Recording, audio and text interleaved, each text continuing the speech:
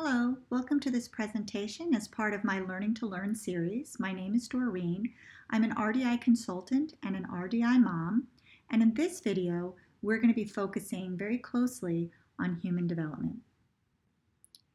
Specifically, we're going to be looking at the conditions for learning and how we can help our children with autism have access to those same conditions that human development has already laid out for us.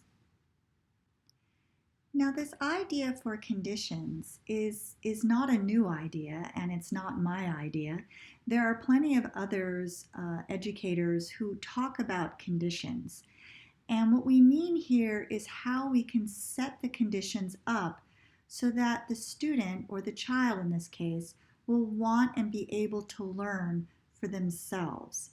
So it's not a matter of teaching at the child. Even Albert Einstein said, "I never teach my pupils. I only provide the conditions in which they can learn." So in a way, we already know this is true.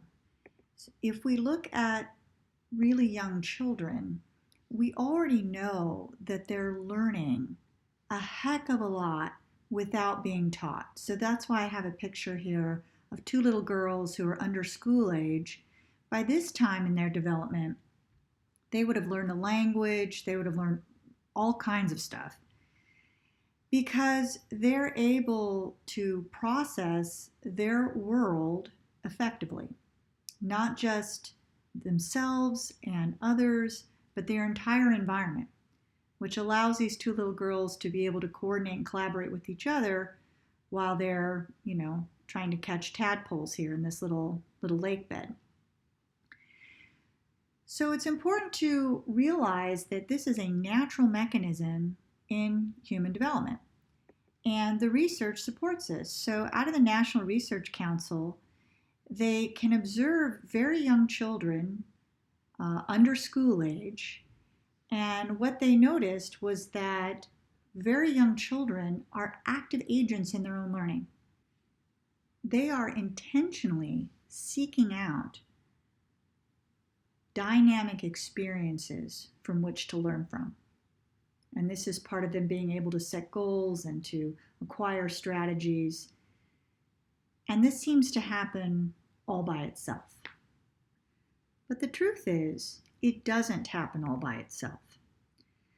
The truth is, we as human beings develop our humanness in our ways of communicating and interacting and solving problems by our connections with other human beings.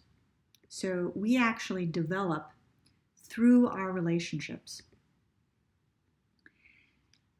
Now, children who are able to process the communicative signals of their parents or other family members are essentially borrowing the brain of another human being.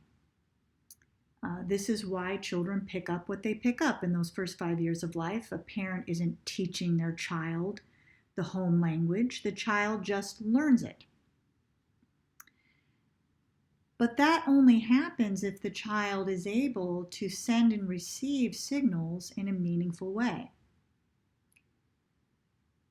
And these experiences are quite dynamic in nature. There's no right way to have a relationship. There's no right way to communicate.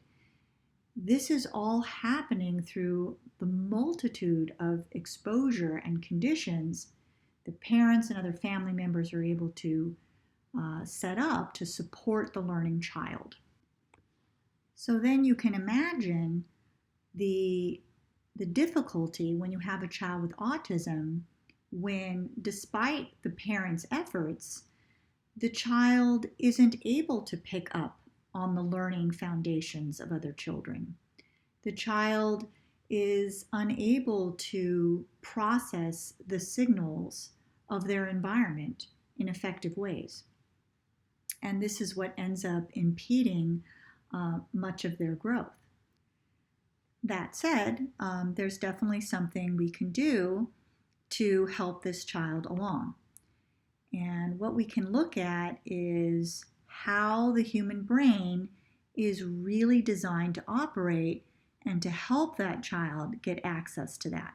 So I'm using this picture of my children on a rock climbing wall because this is a great example of a child needing to execute their dynamic intelligence. Dynamic intelligence is what we employ anytime we're in a situation where it isn't exactly clear on what to do. So we can help parents set up conditions so that their child is engaged in mindful decision making in dynamic situations. So, dynamic situations, again, are those kinds of situations where it isn't totally clear on what to do. You're kind of in this, well, you have to figure it out mode, right? And this next picture, I kind of started off with this. This is a great example of dynamic intelligence in motion, right? These children are coordinating and collaborating with each other. They have to figure out how to roll this pumpkin. And nobody's prompting them, nobody's telling them how to do it. This is a huge problem with, I think, kids with autism, is that we end up overparenting.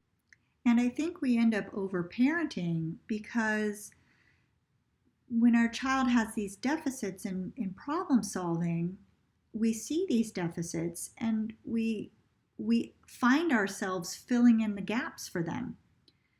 But of course, in the process of doing that, we're not really helping them think for themselves. And so that's where RDI comes in, is we can actually help parents create conditions where their child is taking more responsibility for their own thinking. Anyway, I want to end this presentation here. It was a very quick review of this. If you want to get into more detail, I really recommend Dr. Gutstein's book called the RDI book.